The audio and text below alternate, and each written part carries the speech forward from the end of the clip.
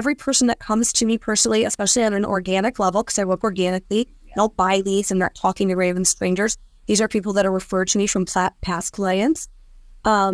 It's exciting because now I'm guiding them towards possibly the largest purchase in their entire life that's going to affect them and their families for generations. And I am making sure that they have all the professionals around them that they need to succeed. What's up, everybody? Welcome to the Financial Rebound. I am so excited today. I have two dear friends and business partners with me here today. I have one of the top 10 agents in the state of Michigan, Stephanie Sacco, and I have a dear friend, Christine Lucian, who is a property tax assessor here in the state of Michigan.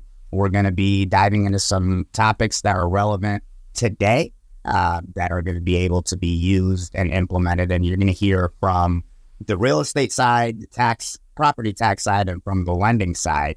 So thank you both for being here. It's great to kick off this podcast with my two favorite people. So I'll just dive right in. And I think there's a lot of stuff going on in the industry right now. But Stephanie, if I were to ask you, what's one mistake that you often see home buyers make, and how can they avoid it? I would say the number one thing I'm seeing right now is people are waiting for a housing crash. So the timing is crucial. People are saying, I'm not ready to buy a house because I'm waiting for the election to, Paralysis. Yeah. I am waiting for interest rates to drop. I'm waiting for a market crash. I'm waiting to get through the winter. So all of these waiting, it's always a great time to buy a house. And if I go into the fall season, the spring season, the winter, all of the different seasons bring different challenges as well as really positive aspects of purchasing. So a mistake would be to wait when you are actually ready to buy. You are just wasting money and not acquiring that assets that's going to bring you up. And you said something very important. They're wasting money. And now I can get into some stats. Can you hit on that a little bit? So you're going to be paying someone else's rent rather than grabbing your own asset to start gaining an excellent wealth. Love it. And I wasn't even thinking of the rent factor. So they're paying somebody else's mortgage off by paying rent, right? And then I put a post out on it, but I believe the stat was for every 0.5% that interest rates drop, it enters 2 million more buyers nationwide into the market. So if everybody's waiting for rates to go back to 5.5, let's say, and rates are somewhere around 7 right now, even call it 7.5 just to make it ease of math. That's a 2% drop. We're adding 8 million more buyers to the market nationwide. And now I'm not saying it'll be another COVID situation, but we already have a supply shortage. And this is going to increase that. So I think we're going to run into, and maybe you can explain what happens when there's 30 buyers on one property. Right? We've been up against 30 offers and have had to fight against that. What sorts of things do clients have to do in that market? Because that's the other aspect of what money's going to be wasted, because they're going to end up paying way more for that home with a lower interest rate, which is a higher monthly payment than getting it now. Even with today's interest rate, they can refinance later, but I'm not even going to hit on that. Buying the home at a cheaper price with a higher rate has a lower payment than buying it at a higher price with a lower rate. What other insanity do we see when there's 15 offers, 30 offers on a house? So the problem is we end up coming to closing with all of our funding out of our pocket. So we're taking any money we were going to do, maybe a new roof, a new furnace, we were going to put in some new flooring, maybe we're allergic, we don't like carpet, we want to put a fence in for our dog or a play structure, all of those reasons why we're moving to make a house our home, to make it very personalized and specific. We're wasting our money when we're waiting, again, for the interest rate to drop, we're waiting for an election, we're waiting for some market to crash. Mind you, if the market crashes, the LLCs that are buying things up for cash are giving them, not me and you. We're not even seeing them. They're sold in a portfolio, whole other conversation. The other issue is we're seeing property taxes skyrocketing, which is something that Christine can talk about, as we're overpaying for things that are not appraising versus now things are appraising. We're in a great position. Christine, can you explain what's happening when we've got low appraisals that people aren't realizing, and we're coming out of pocket sometimes anywhere from $5,000 to $100,000 to overpay for these purchase prices. So those elevated sale prices are being used in a large pool of sales to help determine overall values on a mass scale. So those elevated sale prices are affecting thousands of properties at once because of the sale range that we use on an annual basis. So really, when they're elevated like that, it's not helping anybody. Destroys the client's affordability based on future taxes, right? Because now those new taxes are going to be based off of what they bought it for, not actually what it raised for. Well, we don't value property based off on individual sale prices, but those individual sales help determine values on a mass scale. But when you've paid so much and the city only has it worth, a little bit less, you really don't have grounds for value reduction or an appeal when you've paid so much more than what it's worth. So despite your taxes maybe tripling in one calendar year due to a transfer of ownership, if you've paid this elevated price, it's not helping you in your argument when you go to the city and say, hey, you raised my taxes $15,000 in 1 year. This isn't, you're doing your math wrong. No, I'm not. I'm valuing it less than that high price you just paid. So it's not to say, and then that's unfortunate. It's unfortunate what's happening to property taxes based on being in a housing shortage, which leads our buyers to pay more. They're like, oh, I have the cash. I just sold my house. Maybe we're not talking about first-time buyers who are renting. We're talking about people who are move-up buyers. They are selling something, so they just made $50,000 extra. We're taking that $50,000 extra. And in some cases, it makes sense, but most people don't know how any of this overbidding and how their purchase price being different than their appraised value is really affecting their property taxes. So there's so much to dig into about waiting or about multi-bid. Everything about purchasing, it's very dynamic and diverse. Love it. Love it. Now, would you say there's a such thing as a perfect time to buy a house? I would say the perfect times an individual should buy a house is when they are ready. When all of the stars align, they've gotten their pre-approval, which means they talked about their current and future finance goals. They have narrowed down what their needs and wants are in the next house. They understand location, how that's going to affect them in logistics. Maybe they're considering school district.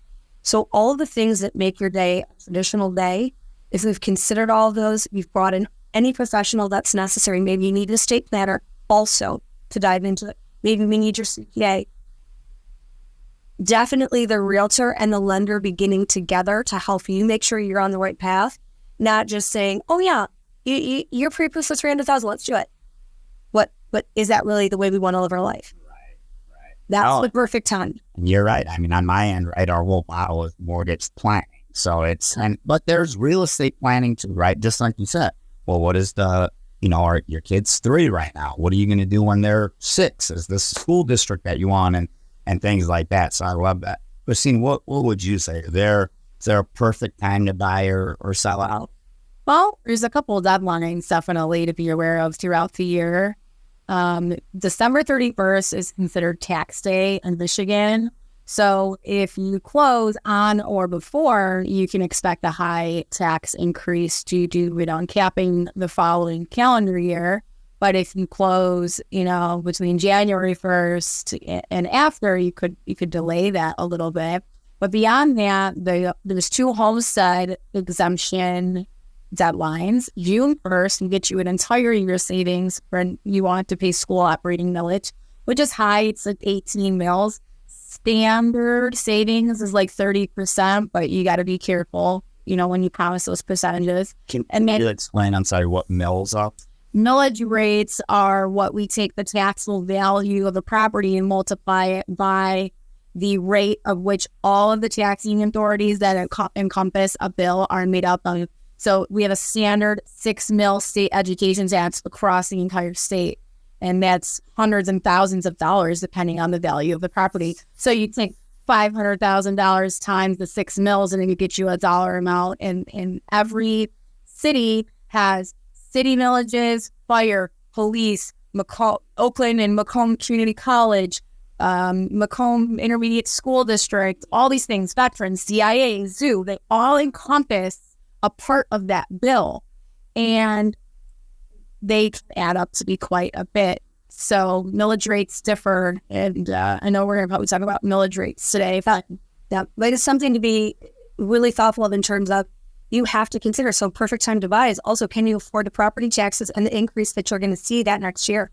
That's huge between realtor, lender, tax assessor. We all can get that information so that you're not all of a sudden going to the closing table and being surprised. Right. And what's the number one problem is people either are working with lenders that don't fully understand how property tax works in this state, because I have talked to people from different states and they don't all have that uncapping of tax like Michigan does. They don't have to worry about that big unknown jump the following year, where I know it's inevitable because it's a 30-year-old law, but why are the lenders and the other people not aware of it? And that's where the education factor comes in, because it's inevitable. It's going to happen. Might as well be ahead of it. Christine, what's one home improvement project that almost like always increases a home's value? One, I mean, there's so many. So adding an extra plumbing fixtures is a big part of it. So if you're adding a kitchen in your basement or a wet bar or even an additional bathroom, that's going to add value, extra square footage, extra decking, concrete, porch, outbuildings, pole barns, extra garages. There's so many things that can be added on, and they do get added to the taxable value, not the assessed value. So you will pay more tax the more fees you add. Stephanie, on your end, I know there's certain things, on whether it's like a bathroom or a kitchen, right, or whatever it is. What would you say on your end that you see the upgrades that almost always increase? So interestingly, people will pay more for a home, right? If we've got a couple of elements covered. Of course, a roof is one of your bigger ticket items. If your roof is getting old, that would be one major thing to consider doing. In addition to that, things that don't get done a ton and we bought that up are like cement work. Any kind of cement work outside the house. I mean, typically you do things inside or attached to or required, but if we have new cement, so if it's not getting flagged by FHA or VA lending, we don't have a tripping hazard of any sort. Windows are another huge ticket item that really are left in the wind. And there's so many great vinyl products out there that are really affordable right now. You don't have to go crazy on them. And then we talk about our mechanicals, our major mechanicals, hot water tank, furnace, AC. If those major things are done, you can pretty much still get top dollar for a house. Now you want to see top dollar and go crazy. Now you're doing the cosmetics. You're doing your updating. If you spend $30,000 on a bathroom remodel, I'm not adding $30,000 of value on the city side. Even if you add an entirely new bathroom, you're going to add your own amount when you list that. Yeah. But we have a standard building cost item in the Michigan Cost Conception Manual for a 2 or 3 fixture plumbing. 2 fixture is a half bath, 3 fixture is a full bath, and they have separate pricing. It don't even come close to what you would add for listing that. People don't understand that. We have very minimal costs for each line item that you wouldn't. Well, and as people, the more deeper dive into, most people don't understand that, is what I run into as a listing agent constantly. Somebody says, I did a $40,000 bathroom. I'm like, okay, it's updated. So is my, and then I put 150 into my basement. 150,000 in your basement? Okay, we're not getting that back. So people call me like, Stephanie, I'm doing this. What do you think? And we start talking about the value of the home, what types of products are best to put into that remodel to get as much of your money back as possible if you're going to move. If you're like, I'm never moving, which is always a lie. Mind you, it's always a lie. I'm never moving. I said it myself 3 times in the past, 6 years. So, well, you also just turned your house into like Venetian. You saw the remodels. You just went through those. And I stopped here. So the next party's at your house. Yeah. So you have to be careful. And so when I talk to my clients about my remodel versus theirs, different goals. I want to retire in this house. I want to keep this house, right? I have a main floor master, so as I age, it's better for me. But if you think you're going to move in a few years because your kids' needs change or your location changes, let's maybe do a little something Home Depot-ish, right? Something a little bit more run-of-the-mill and cost-effective so that we can get that money back. It really have to be smart about how you spend that money in your house. I think you nailed it, right? People think like that $40,000 is dollar for dollar. You know, It's absolutely not dollar for dollar. But I think like you're alluding to is that, okay, maybe if we didn't have, we don't have to go all out if we're going to be moving in a couple of years. Let's do some little touches here. It will get us some increase in value.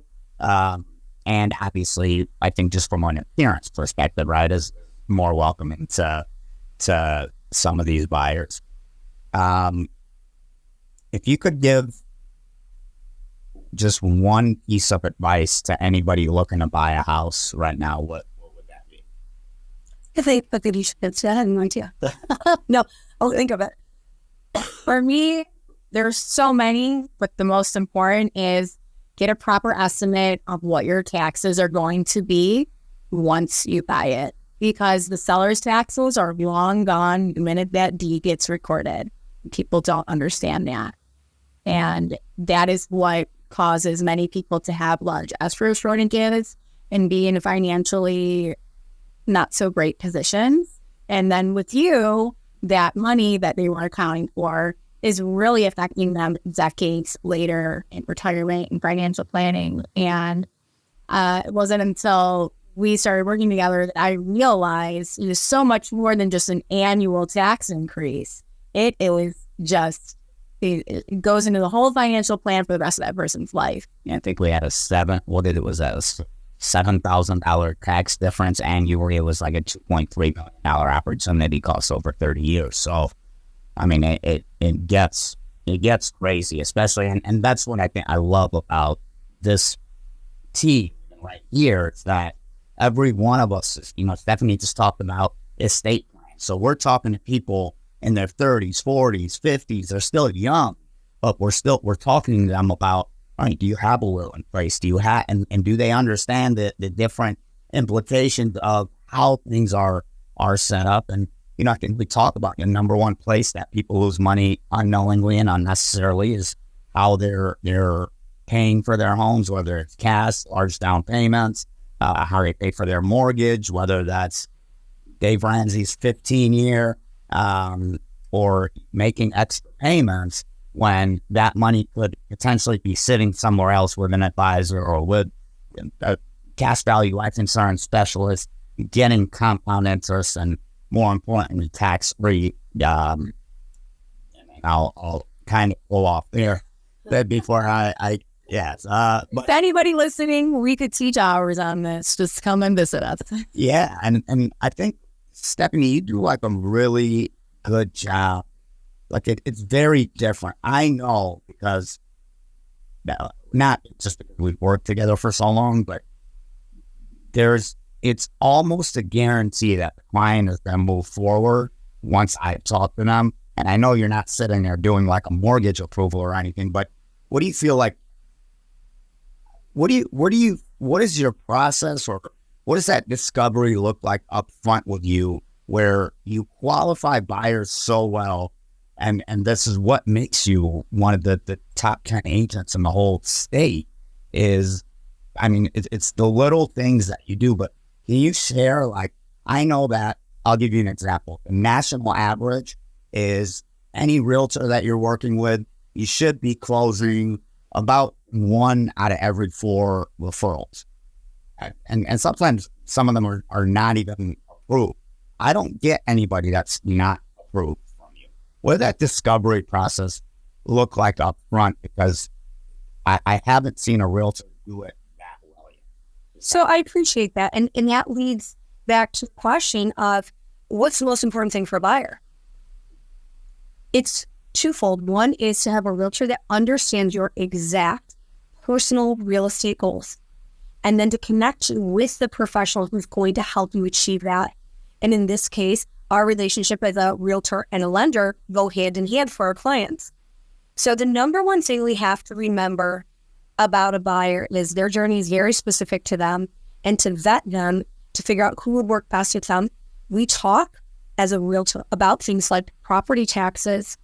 Where do they want to live and how does that millage rate relate So are we really on the right track before we can start going to look at houses?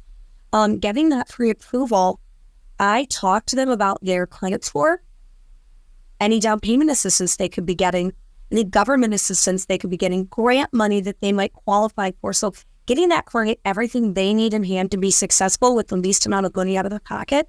And then sometimes they have needs like, well, we really want our house in a trust. So now I'm connecting her to that professional. But there's every person that comes to me personally, especially on an organic level, because I work organically, I don't buy leads. I'm not talking to random strangers. These are people that are referred to me from past clients. It's exciting because now I'm guiding them towards possibly the largest purchase in their entire life that's going to affect them and their families for generations. And I am making sure that they have all the professionals around them that they need to succeed. Yeah. Client advisory thing. Yeah. Client is at the center of it. And 100%. We just rally all around them with all of our resources. It's exciting. It is exciting because you know that they're going to be set. What's interesting, you can even find a client that needs some credit repair. Maybe they can get an FHA. Maybe they can even get like a Mishta loan or something with some really great down payment, but that's not what in the long run is going to benefit them. Maybe renting one more year or even staying in their situation for the next 3 to 6 months and working on some credit repair to get that maybe conventional loan status is what's best for them, and we wait. Like, you don't want to hear realtors or lenders saying, to wait. I love that. I respect you so much for that, because we just had one maybe a couple months ago where client he really wanted to buy, and Stephanie were on the ball, and I was kind of talking her through what the client shared with me, and she's like, Mike, this client's going to be better off renting for a year. But, like, I got goosebumps thinking about it, because maybe 1 out of 100 realtors would say that, right? And 1 out of 100 lenders too. I mean, there's a lot of times the client will come to me and I'll say, right now may not be the best time. You may need to, that's fine, you have enough for the down payment, but I can't put you in a house and we wiped out your liquidity, furnace goes out in winter time, right? And I know on your end, you start to see a lot of the aftermath of mistakes of a lot of lenders and realtors and title. Yeah.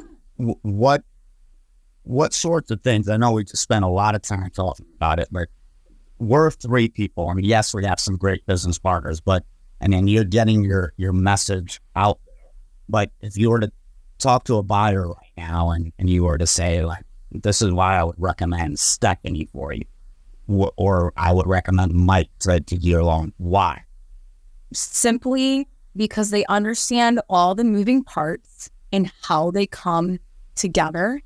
And they're incredibly well-rounded, informed, educated, and aware of why asking clients certain questions and figuring out the logistics of every deal is crucial for that person's future. The goal isn't to get them to the closing table and say, have a nice life. It's to make sure that they are set, that they have the best of the best, and that you have a lifelong relationship. So really, I think that is super important when shopping for professionals, because I think I saw a stat that there's 35,000 realtors in the state of Michigan. I think more. I think actually like 41,000. I don't know last time, but yeah, and you need to stand out. And I hate to say it so bluntly, but realtors are a dime a dozen. So are lenders, right?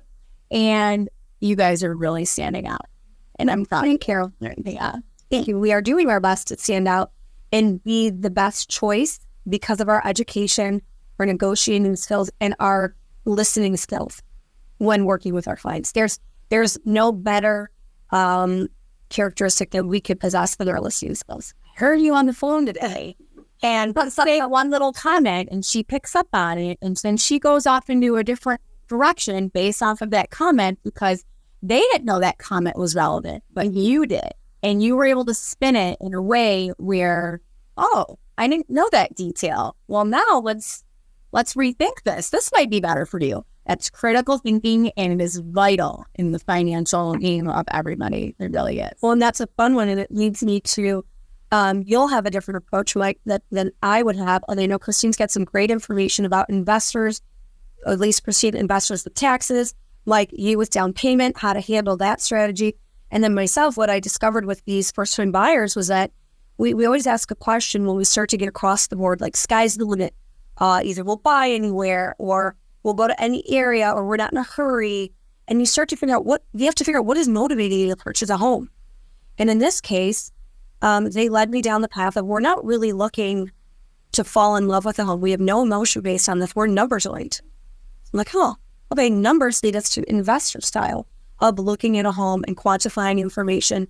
And what do we need to succeed? How can I help them best understand how to get the house they want if we're not falling in love, right? I'm either going to help you fall in love with something and dissect it for you and make sure you understand the bones of it as you're emotionally involved, or I'm going to help you understand the nuts and bolts with spreadsheets.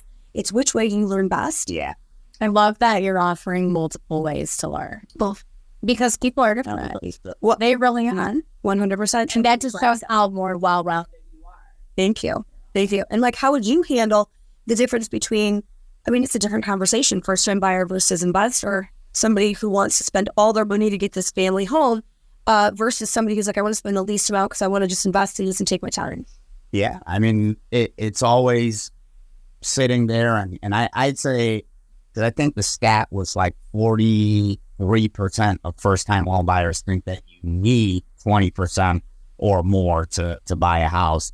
Obviously, that's part of why I joined First Home IQ. Like Gen Z is in belief, like they believe they'll never be able to buy homes. And I don't think that's true. We can empower them now. Imagine being 21 and saying, oh, wait a minute, this house that I want is $500,000. I got to get 20% down. It's $100K plus closing costs another $15,000. They're like, I'm still in college, right? But obviously, we show them 20% down. Well, now with excellent credit, we might be looking at like $120 a month. So that client first-time home buyer can look at putting 3% down. They don't. Now, while we'll refer them to a financial advisor or cash value life insurance agent, we don't direct them where to put money or, what that necessarily looks like, except for the fact that we know that compound interest is the eighth wonder of the world, right?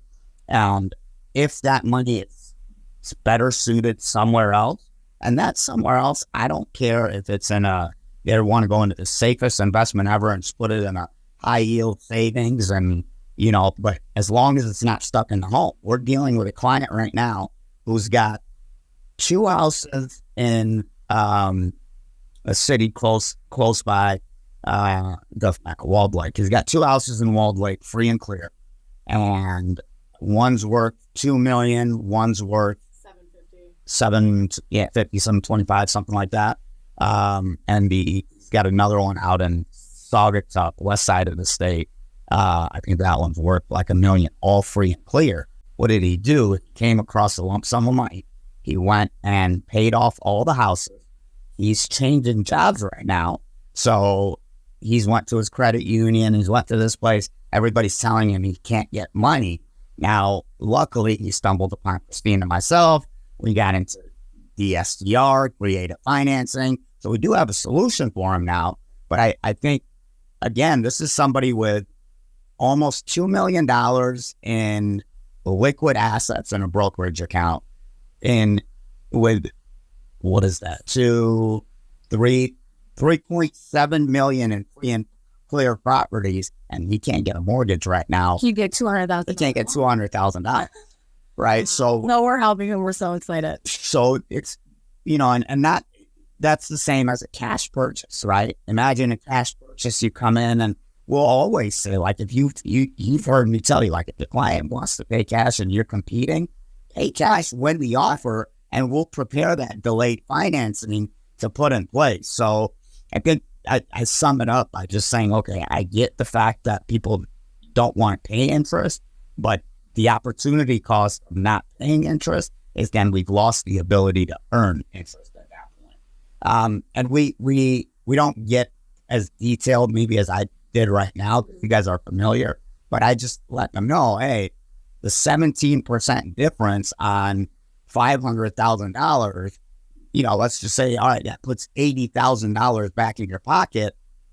Is it worth holding on to $80,000 to pay and pay $120 a month in PMI, not for the life of the loan, but until they've reached that 80% mark. And some clients, as you know, are like, nope, we're doing the 20%. I don't care. But at least we've done our job at that point and given them the education, and then they've made their own smart, educated financial decisions. Well, and that's what people are. People are coming to us without having the full scenario of what the opportunity is. Correct. So if you're stuck in that 20%, because that's what Dad and Grandpa told you, it's not fair. So we're opening their eyes as to all of the market opportunities out there.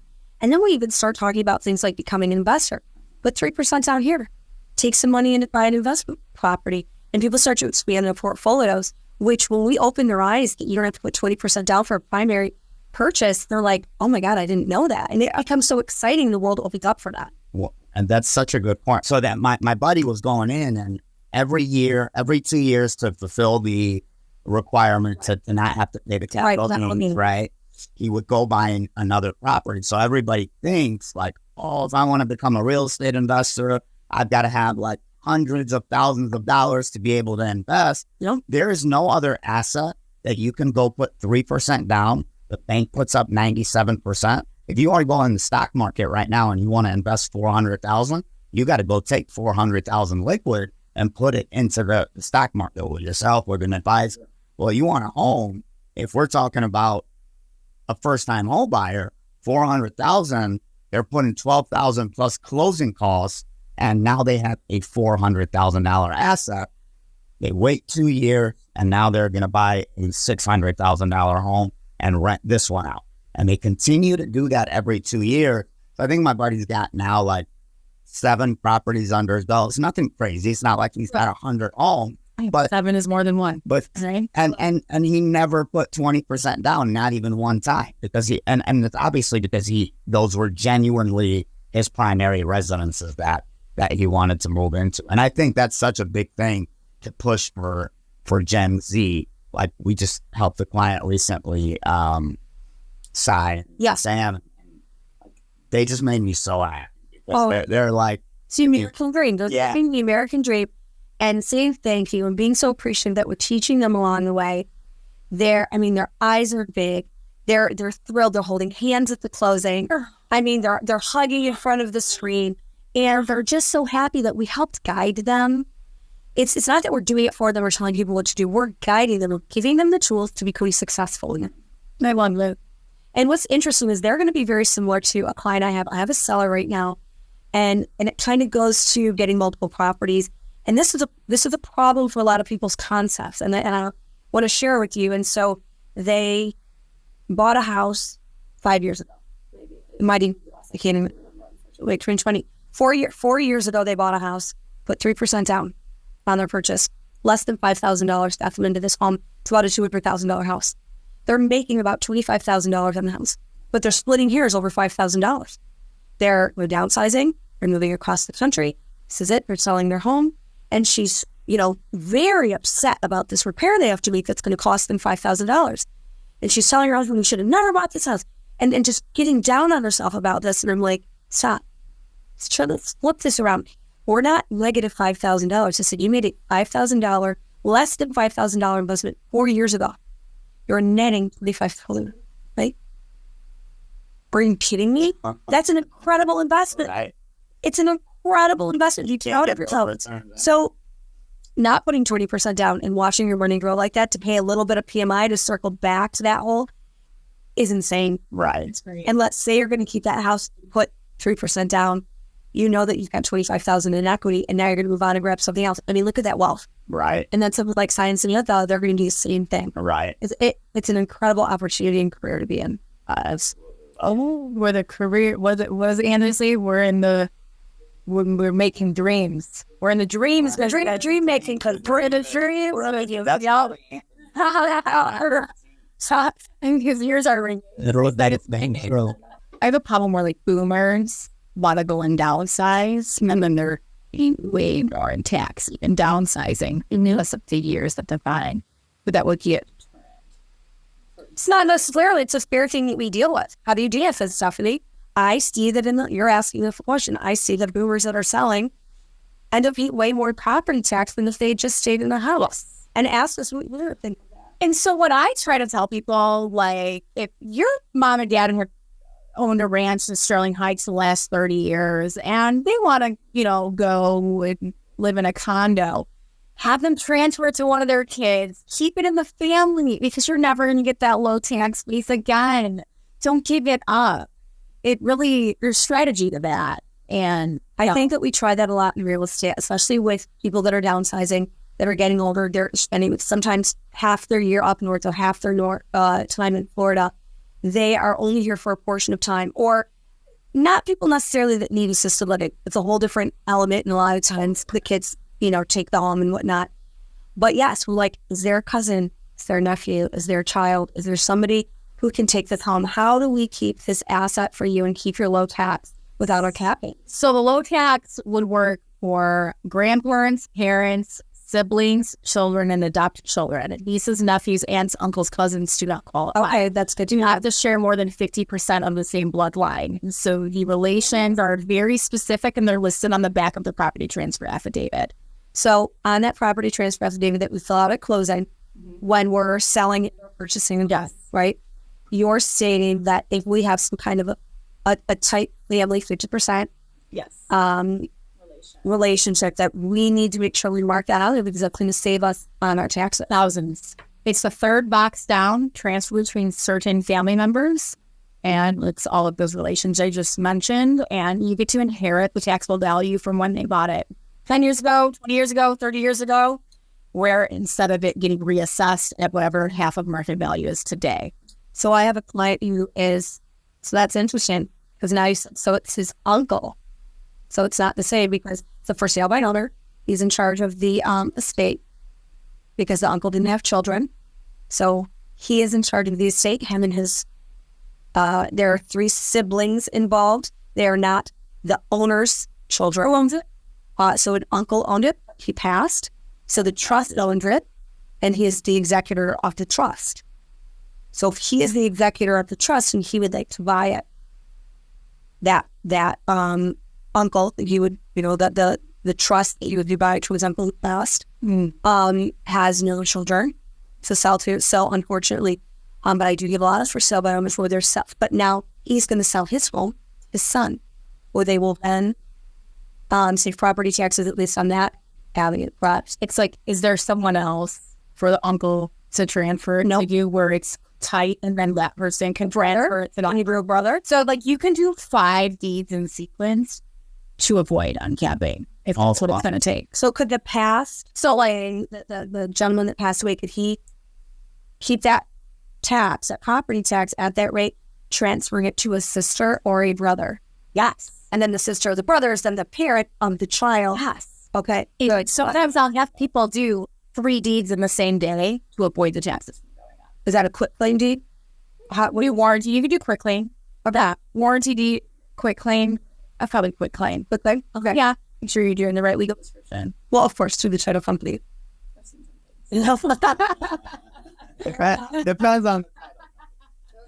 So that's really good. I did not know that. And here this person reaches out to me from a bank referral, and I'm thinking, okay, it's family, but I did not realize that uncle. Quick story.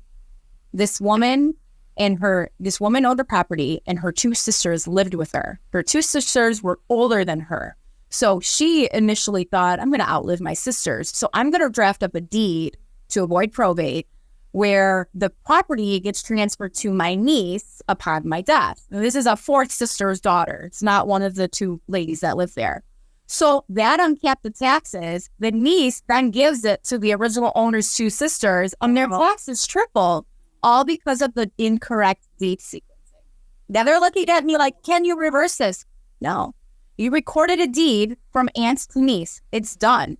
Now niece is giving it to the 2 sisters when if you did it that way to begin with. Oh my God. And so it matters. It does. It really does matter. And those are scenarios in which I love to utilize your knowledge and the title company as well. And as we work together as a team, and we're saving tens and tens and tens of thousands of dollars annually, and then across the lifetime of the ownership of that individual property. You're there, if you save 10 grand in 1 year and you're there 5 years, that's $50,000, which what can we do with $50,000 over the lifetime to help with retirement? A whole lot, right? And again, you have to have, and again, Diamond does it in any industry. There are always people that care a little bit more, try to educate themselves consistently on every aspect. So where that you're going to find a realtor or a lender that really cares how somebody holds title and deed and where it's transferring and what the overall goal is for the family. And to sit down and have those listening skills and ask the right questions is huge financially.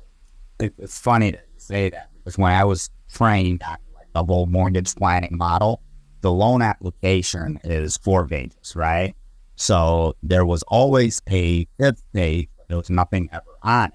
So what we would call, and one of my mentors, Tim Berhe, he said, all right, page 5 of the 1003 is where you figure out basically everything for the client advisor. And so as I'm taking an application from a client, you refer a client over, I'm like, okay, how much do you have? And, what is the down payment?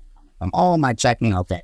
And then I'm naturally just asking, okay, do you have any money in retirement? Yeah, and then I'll break it down. Any in tax-free? Do you have a will or a trust in place? Do you have a CPA? Do you have a financial advisor? That's all a made-up page because it doesn't exist. But to me, it should be the standard. Of course, like you said, there's always going to be that small percentage that care more. And part of that, to chime in on what you guys were saying, right, about downsizing from, or me, I like to use the word right sizing in retirement, right?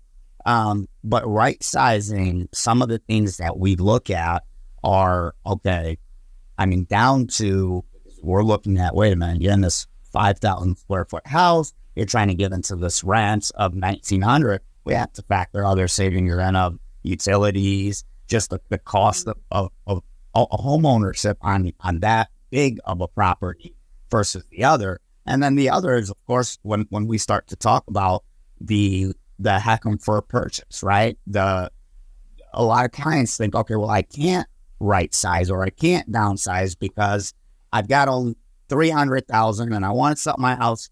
I'm going to sell it for 300, but I can't go find anything for 300 or 200. I can't go find anything for 200. We come in with the heck'em for purchase. They may come in with 200 down, but that's going to get them a $300,000 property, or a 300,000 down is going to get them a $400,000 property. More importantly, how can we offset that property tax? Is that when we start to talk about, or the heck'em for purchase is the big bad reverse mortgage, because really just most lenders don't understand it. And I get it. It's not for the faint of heart. It's a very complicated product, but again, I think taking a complex product or idea and breaking it down, making it very elementary is a sought after skill. And that's what we do with a lot of these clients when we start to illustrate, okay, that's fine.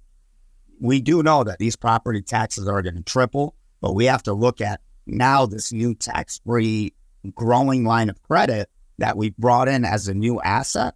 So yeah, the property taxes might be, instead of $3,000 a year, they're $9,000 a year. However, we're gaining $28,000 a year in growth on that tax-free line of credit.